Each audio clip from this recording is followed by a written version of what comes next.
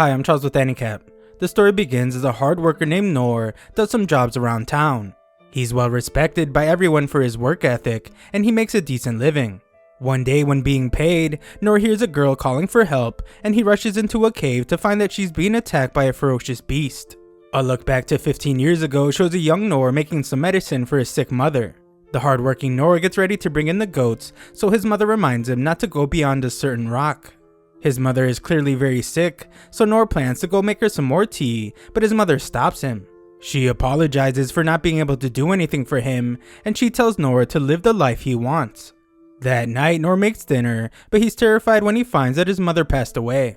Noor puts his mother to rest the next day and begins learning how to live life all on his own. Noor's life is filled with responsibility, but he has no one by his side. One night, Noor finds a book, and it triggers a memory from when his father used to read to him. This story in particular was about an adventurer that slayed a dragon with his friends. He learned magic spells from a sorcerer and broke a curse that was cast upon a forest. The adventurers group was highly respected as they always raised their swords and struck down evil for the sake of their friends. Noor is still in awe of this adventurer, and he remembers how his mother told him to live the life he wanted to live. One day, Noor decides to leave town for the first time ever, and he declares that he will become an adventurer. Noor says goodbye to his deceased parents and exits the barrier protecting his home. After days of traveling, Noor is amazed by the sight of the gigantic royal capital. He enters it for the first time ever and marvels at all the people there. He is especially amazed by one guy that looks like an adventurer, and he eventually arrives at his destination. It's the Adventurers Guild that the guards at the front gate told him about, but the clerk tells him to leave as it's not a place for kids. He tells Noor to go back to his parents, but Noor reveals that they both passed away. The clerk warms up to him a bit and explains that those wanting to register at the Royal Capital's Adventurers Guild must first take lessons at the Royal Training Schools. He suggests that if Noor really wants to become an adventurer, then he must acquire some skills first. Noor hears that this means stuff like magic and the art of the sword, so he gets excited to go to the schools. Heroes in storybooks are strong enough to defeat dragons as big as mountains with just one strike, so Noor is eager to learn how to become a hero. Noor attends the School of Heroes, but he can only watch as his classmates begin unlocking their magical powers. Noor's instructor eventually grows tired of waiting for Noor to unlock his powers and tells him that continuing to try would only be a waste of his time. The only thing Noor has learned to do is parrying to evade an attack. The instructor thinks that Noor should choose a different path, and he suggests that he try a different training school. Noor does and arrives at a school for warriors. Warriors risk their lives as shields for their friends, so Noor finds some optimism because that is pretty close to being an adventurer. Warrior training is incredibly grueling, but even after a few months of training, Noor's physical abilities only improve slightly. The instructor warns that he will lose his life if he continues to push himself, so Noor is told to try hunter training instead. Unfortunately, Noor is told that he is terrible with delicate weaponry, so he tried thief training instead. He isn't suited for that either though, so he tries magic training. Noor is only able to create the tiniest flame even after months of training, and Gandalf is shocked because it's rare to see people as incapable of using magic as Noor is. Noor's last attempt is to become a cleric, but he can barely manage to heal scratches after months. The clerk is shocked to hear that Noor couldn't learn a single useful skill after spending 3 months training at each school, and he unfortunately tells Noor that he cannot register as an adventurer. The discouraged Noor realizes that he is no prodigy and returns home. He is more sure than ever that he has no talent. However, this does not stop the spirited Noor, and he declares that he just needs to train much harder. Noor makes his own sword and remembers what his sword instructor told him. He said that if Noor practices one skill repeatedly, he might be able to master a new skill. Parrying was the only real skill he acquired from training, so he decides to train it morning, noon, and night for as long as he can.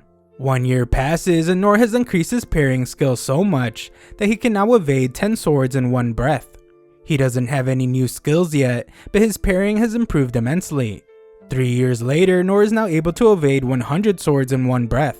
However, he still doesn't have any new skills, so Noor determines that he has no chance of ever becoming an adventurer. Noor continues training though, eventually destroying his sword and seeing a light in his hand. Noor is incredibly determined and decides that he needs to train even harder. 10 years later, Nor thinks about how he is trained every day without fail, and he can now parry 1,000 wooden swords. Unfortunately, he still has not achieved any new skills. Nor decides to try and become an adventurer one last time and heads back to the capital. At the guild, the clerk sees that he only knows the weakest skills. She suggests that he go to the training schools, but Nor explains that he has already tried all of them. The girl apologizes because Nor cannot be allowed to register, but Nor expected this. Just then, the old clerk appears, but he doesn't recognize Nor. He eventually remembers him, and he's glad to hear that Nor has been training on his own. Nor explains that it hasn't gone well at all though, because he only managed to improve his parrying skill a little. The old guy explains that adventurers are ranked from E to S rank. In order to be recognized as an E rank, a person must have more than one useful skill. Nor's sad list of skills doesn't show anything useful, so Nor's dreams are crushed again. However, the old clerk says that there's more than one way to become an adventurer. There is actually something lower than E rank, and that is F rank. Nor can't believe that he might still be able to become an adventurer this way, but there are some conditions. He would be forbidden from taking any quest that involve taking lives or venturing out of the city to gather items. This means that he will only be able to accept tasks around the city. No one bothers becoming an adventurer this way, but the clerk is shocked when Nor eagerly wants to do it. Nor registers, so the clerk gives him his F rank adventurer license. The clerk doesn't think it's a big deal, but this is life-changing for Nor, so he thanks him. Nor enhances his strength a bit and gets right to work doing tasks around the town. He also increases his speed to catch a cat and uses heal to fix some scratches he got from the cat. Nor uses his tiny flame to make dinner and a rock trick to entertain some kids. Nor has finally achieved his dream of becoming an adventurer that helps people, and he fears that asking for anything more would be too much. We then return to the present, where Nor runs into the cave and finds people being attacked by a monster. Nor has only seen monsters in books, and he's shocked to see how big it is. Some guards try to protect a girl, and the captain gets attacked. Nor goes to check on him, but finds that the captain is already gone. The monster ferociously attacks the other guards, and Nor can tell that they won't survive. Seconds later, Nor's fear proves to be correct, as the monster eradicates all the guards. The beast turns its attention to the girl, but Nor uses a stone throw attack to get its attention. Nor knows what he has to do, so he runs to get some space, and he realizes how fast the beast is. Nor then turns to it and uses parry, which sends the monster flying. The beast attacks him, so Nor uses his parrying skill, but he knows that he will lose his life if he gets hit by an attack. Nor's plan is to wait for an opening so he can counterattack, but he remembers that that won't work because he doesn't have any attack skills. Nor sees that the girl still hasn't run away, and the monster seems to be attracted to her ring. The monster goes to attack her, but Nor uses his feather step ability to speed up, and he parries its attack. His sword shatters, but Nor declares that even if he can't become an adventurer hero, he wants to at least be able to protect this girl. Nor remembers how his father said that adventurers raise their swords to strike down evil for the weak, and he prepares himself for the monster's attack. Nor then uses parry with perfect timing to stop the beast's attack, and Nor's parry slices the monster's head right off. Nor realizes that he would have been a goner if the monster was any bigger, and he now knows how unrealistic it would be for him to travel the world and go on adventures at his current level. The girl thanks Nor for saving her life, and she would like to know his name. Nor simply says that he is no one important and leaves. That night, Nor thinks about how one monster who wasn't even a demon was such a problem for him. He shakes uncontrollably and once again determines that he must continue to train harder. A look back in the cave shows the aftermath of Nor's battle against the beast. A knight apologizes for not being there to protect the girl Lynn, but Lynn says it's okay because there's no point in having an escort for the trials for the right to the throne. It was Lynn's decision in the first place, and she apologizes to the knight named Enos for making her worry. Lynn's brother Rain learns about what happened, and he wonders if someone summoned the Minotaur to the city. It is a demon that resides in the abyss, the deepest layer of the dungeon, so someone had to bring it to the surface. Darken the Knight agrees with him, and explains that the source is thought to be a ring found on the corpse of a merchant at the scene. Some old mage analyzed the ring and found that it has a very high quality stone that would not be found on the market. The crest left on the stone indicates that the ring originates from the magic empire of Deritus. This isn't the first time they have been antagonized by Deritus. This time, a monster was summoned, and Princess Lin was bound by a barrier, so they realized that they must be careful. Derridus not only wanted to eliminate Lin, he is also after the kingdom's most valuable resource, the relics of the Dungeon of the Lost. Rain decides to change topics to the mysterious man that saved Lin. A report says that the guy used a single broadsword, and he defeated the Minotaur in just a matter of seconds. The knights followed him after, but the report says that he disappeared before their eyes like an illusion. It all sounds pretty unbelievable, so Rain wonders just who this guy is. Back at the guild, the old clerk is shocked to see that Nor is still alive because he heard that a demon appeared near the entrance of the dungeon. It was a demon like they have never seen before, and they couldn't find Nor afterwards. Nor thinks about how he was busy getting away from a strange group of people following him, but he just tells the clerk that he was tired and went home.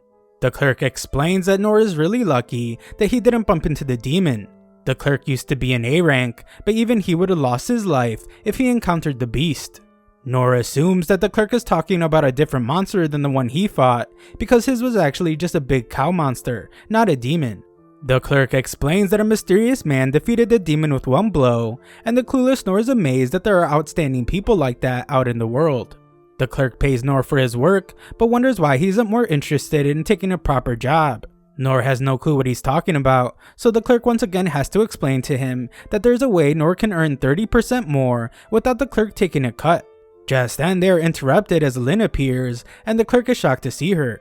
Lin is glad to have found Nor using her long distance detection skill, and she apologizes for doing so, but explains that she just had to meet him. Nor assumes that she has thief skills, but she explains that her focus is magic, and she also has knowledge of all 6 skill systems. Everyone is staring at them, so she would like to speak outside. The clerk is uneasy though, and wonders what kind of trouble Nor got himself into. Lin explains that talking outside would be better because there are less people there, and no one will be able to eavesdrop on them when she uses her soundproofing and concealment spell. Nor wonders if it's a good idea to go with her, but the clerk tells him that he must. Outside, Nor overhears that everyone is searching for the mystery man, but they begin to wonder if he even really exists. Nor wonders who they are searching for, but Lin tells him not to worry because they can't be detected. Lin did all this to thank him for saving her life, and she explains that he actually saved the lives of many others in the nation. Nor points out that Lin is pretty strong herself, and he thinks he actually just interfered with her fight. She can't imagine what would have happened to her if it wasn't for Nor, so Nor decides to accept her thanks. Lin wants to compensate him with her deepest gratitude, but the humble Nor says it's not necessary. Her father even wants to thank Nor personally, but Nor also says that's going too far. Lin explains that she's a person of high status, so she must give something to the person she owes her life to. She gets frustrated though when Nor rejects all her offers because he doesn't need anything. She eventually begins to cry and declares that Nor is obligated to accept her gratitude, so she refuses to move an inch until he does. This makes Nor remember the determination he had when trying to train at the schools, and he said he wouldn't leave either. Nor agrees to her demands because simply meeting her father doesn't seem like much of a hassle. Nor is surprised when she gets really cautious about it, and she explains that she doesn't want people to spot them. To keep that from happening, she uses concealment, detection occlusion, and multiple other skills to hide them. Nor is shocked to see how huge her house is, but she says it's pretty common for her kind of family. Nor finally gives her his name, and then realizes that she hasn't formally introduced herself yet. Her name is Limburg Clays, and she goes as Lin when she is adventuring. Nor can't believe how gigantic her house is, so he assumes that she's some kind of aristocrat. Lin asks Enos where her father is, and Enos explains that he's speaking with Rain. Lin explains that Nor is her special guest, and he is the one that risked his life to save hers. Enos is shocked to hear this, and decides to take them to Lin's father. Nor is completely lost at this point, as he assumes that Enos is the family maid. Although he thinks it would be strange, since she would have a tough time cleaning and doing laundry in her outfit. Enos is very serious, and Nor can tell that she seems suspicious of him. On their way, some guy aggressively wonders who Nor is, and Nor realizes that this house is pretty dangerous.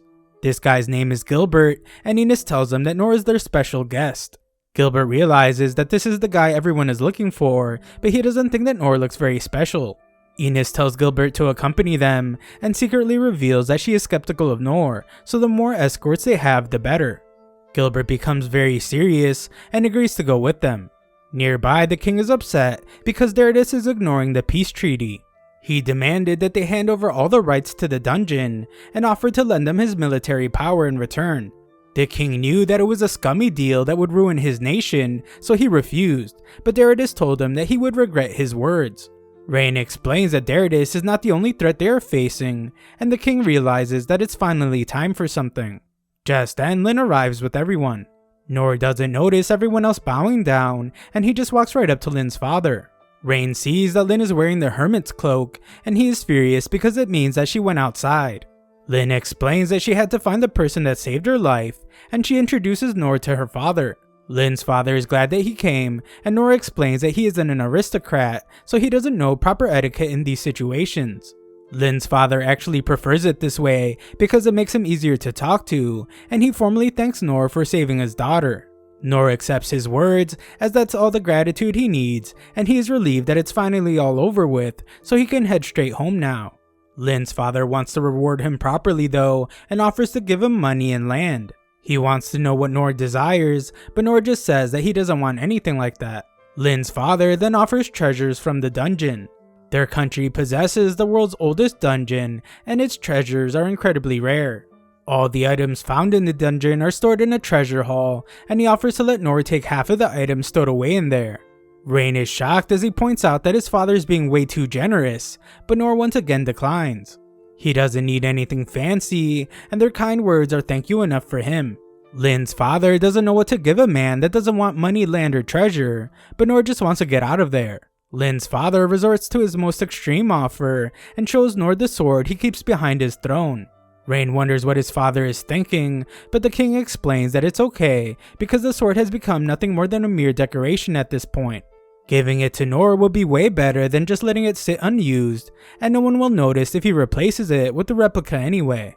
No one can believe that the king is giving Nor this sword, and Nor is shocked by how heavy it is.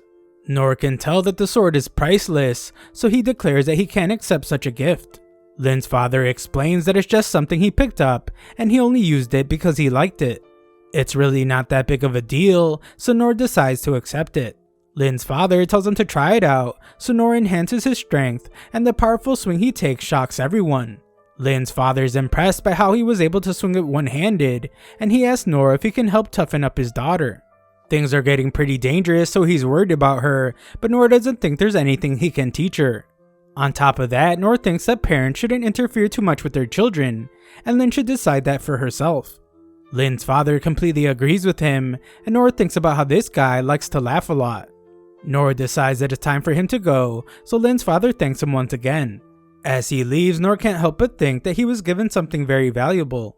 Just then, he realizes that this sword is the same width as a drain he's always cleaning for some old lady, and he wonders if it would make his job easier. Out of nowhere, Enos appears to speak with Nor. Nor wonders if he's in trouble, but he is shocked when Enos takes a knee. She apologizes for treating him poorly, especially since he saved Lin's life.